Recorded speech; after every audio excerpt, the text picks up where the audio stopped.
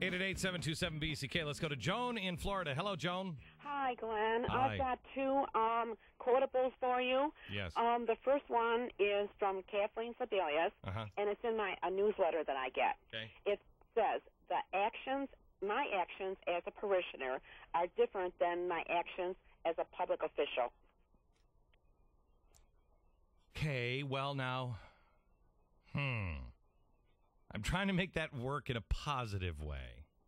Well, I don't see it as being positive. I know, I said I was trying to make it work in a positive way. I'm trying to say, separation of church and state, but you can't separate your spiritual self from your physical self. Right, you can't. Right. You Everything can't violate. you do in life reflects on your life. Yeah, you have everything that you do every day has eternal consequences. Right. And if you're engaged in something that doesn't have eternal consequences, why are you doing it? Right. Yes. Okay, next quote. Okay, the next quote is from Cass Sunstein, and it says, "The state owns the rights to body parts of people who are dead or in certain hopeless conditions, and it can remove their organs without asking anyone's permission." Well, I don't know why. I always say that Cass Sunstein is the most dangerous man in America. I don't know why. Yeah, but it says here the state owns the right to body parts. I'm like, sure. Really? Yes. This is what this guy believes. And it says who are dead or in certain hopeless conditions. They can remove your organs without asking anybody's permission. Yes. And Joan, they can remove your organs if there's a population explosion or whatever. Reproductive organs, they have a right to do that, according to Cass Sunstein. It is a perversion. No, it's not. It is the progressive movement. It is the progressive movement so deeply buried in history. It's eugenics. It is the administration, of Philip Drew administrator, Woodrow Wilson stuff. It's all here. It's all here. Do you have 1 Samuel? Yeah.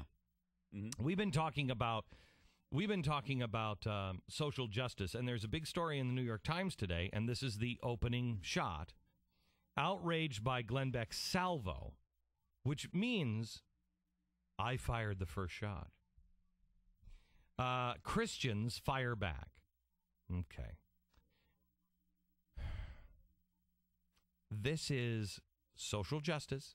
If it is happening in your church, if they're hearing the words social justice, economic justice, you go ask what that means. If it means that we all have to be more charitable, yes. If it means, well, these big government programs will help us be more charitable, no. Go to your website, click on things like charity, find charitable organizations, help out Haiti or whatever. Find out how many clicks it takes you to get to a progressive website. Or Barack Obama's own website. Yeah. If you follow the Sojourners website, I'm sure you'll end up at Barack Obama's website. Yeah, go to sojourners.com. Because this is Jim Wallace's website. Who is a spiritual advisor, one of the spiritual advisors to Barack Obama. Mm-hmm. And this is exactly what, when we talk about, and these are the people who usually throw out the separation of church and state line, which they've completely misconstrued over the years. But when Thomas Jefferson wrote to the Baptist ministers in Connecticut and included that line, separation of church and state, this is exactly what he was talking about. It was protecting churches from the state, not vice versa. Okay. And where do you find that in the Bible? How about this little story from Samuel? 1 Samuel.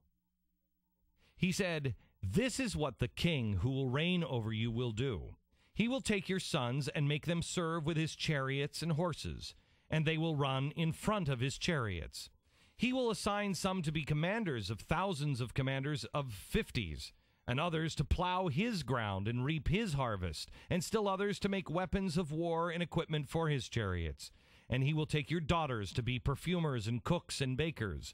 He will take the best of your fields and vineyards and olive groves and give them to his attendants." He's going to take and give to the people that help him.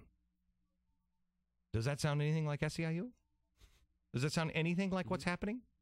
Our ruler and our rulers in Congress are taking from you and giving to the people they deem worthy of that or that help them. Acorn. They're not helping you, but they're helping those elected officials in Washington. I go back to Samuel. He will take a tenth of your grain and of your vintage and give it to his officials and attendants. Why is it the average American makes $46,000 a year?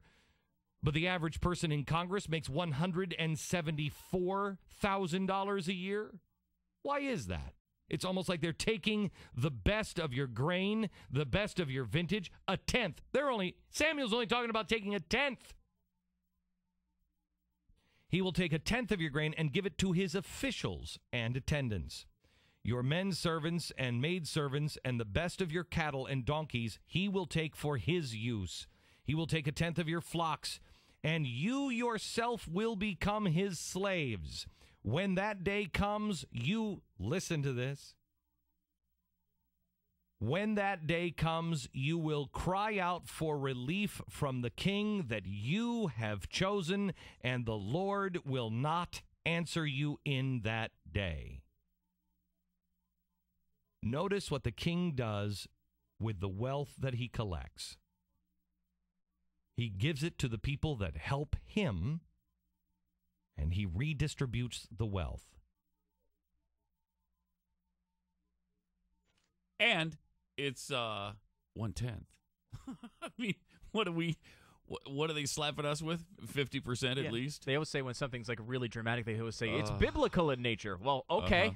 Can we go back to the biblical 1/10 time? 727 BECK, 888-727-BECK. I invite anyone in the social justice world to show me where Jesus comes out and says, I'm for redistribution of wealth.